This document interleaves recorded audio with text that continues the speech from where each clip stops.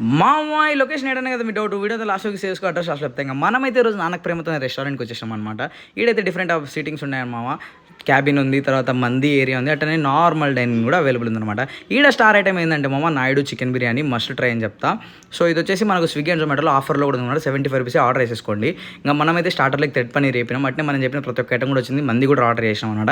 Late చేయడం ఎందుకు, వచ్చేయండి నాతో పాటు ఫుడ్ని ఆస్వాదించేద్దాము.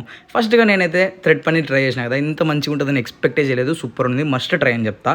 సో నెక్స్ట్గా స్టార్ ఐటమ్ మామ నాయుడు గారి చికెన్ బిర్యానీ, నోట్లో బ్లాస్టే గురు, ఖచ్చితంగా ఆర్డర్ చేసుకుని తినండి. ఇంకా మావాడైతే జీడిపప్పు వచ్చిందని బీభత్సంగా ఆనందపడిపోతాడు అనమాట. వాడు తినే మందిలో ఎట్టుందిరా అంటే అల్లరు ఉందన్నాడు, హైలైట్ ఉంది. సో ఇంకా మావాడు బిర్యానీ తిన్నాడు, పర్లేదు అన్నాడు మామ. ఇంకా ఈ బిర్యానీ దిల్ షేప్లో ఉంది ఎదురా, ఏరా మీ గర్ల్ ఫ్రెండ్ కోసం అంటే మావాడు తెగ ఆనందపడిపోతున్నాడు అనమాట.